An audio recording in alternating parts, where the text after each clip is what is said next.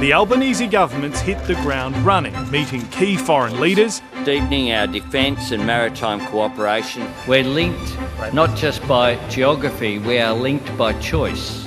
and pivoting to the Pacific in its early days in power. Permanent Secretary for Defence. Amid an ongoing energy crisis, it signed off on its target for carbon emissions cuts. It's done. And was buoyed by a hike to the minimum wage.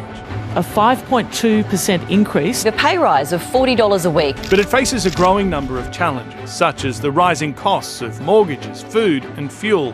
When quizzed how they'll fix things, ministers usually hammer home variations on a constant theme. You don't fix 10 years in 10 days. There's no point mincing words about the sorts of conditions that we have inherited. Most Australians will probably accept that message for now, but soon enough we'll start expecting the government to take ownership of these thorny topics. And in almost every policy area, ministers are going to be somewhat constrained by the state of the budget, which has no surpluses in sight and gross debt peaking at well over $1 trillion. The books have a structural problem. We're spending more than we're taking in. We've baked in higher spending on things like aged care, defence, the NDIS, yet we haven't shifted at all in terms of our tax base.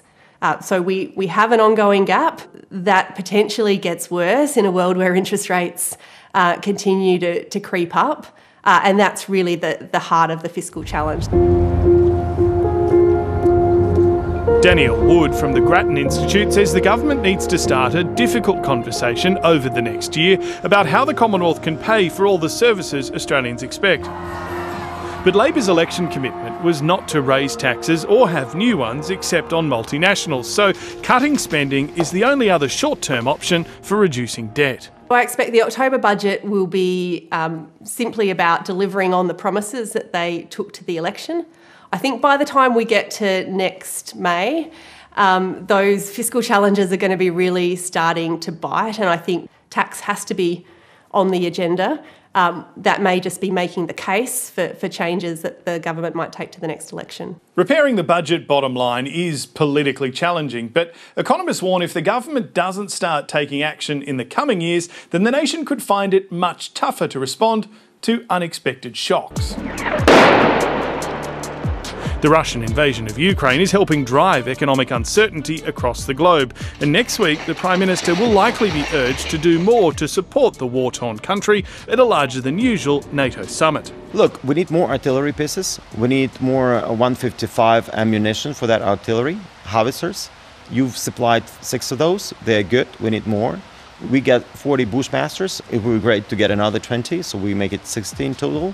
Bushmaster – це австралійська бронемашина МРАП-класу. The Bendigo-built troop-carrying vehicles have been gratefully received, and Ukraine is hoping for a formal announcement on further assistance, possibly even in Kiev, if Anthony Albanese takes up an offer to visit the country's president. I think it's coming that we'll get a young boy called a Bushmaster.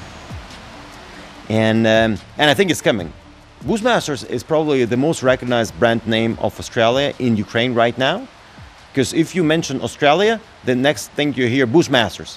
During his European tour, the Prime Minister will also stop in Paris, where he hopes to further repair relations with French President Emmanuel Macron after recently reaching a compensation agreement over the scuttled submarine program.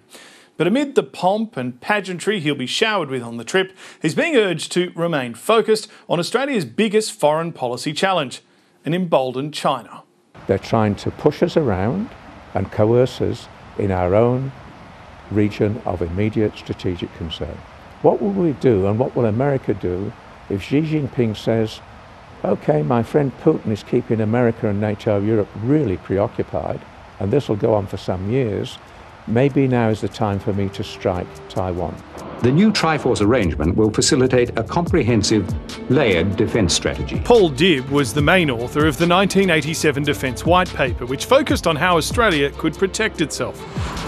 The highly regarded intelligence analyst says our region today is arguably as unpredictable as any time since the end of the Second World War. Our Prime Minister, our Foreign Minister and our Defence Minister need to keep in the centre deep of their minds, deeply etched in, Their first priority is the defence of this country. That has to be their first priority.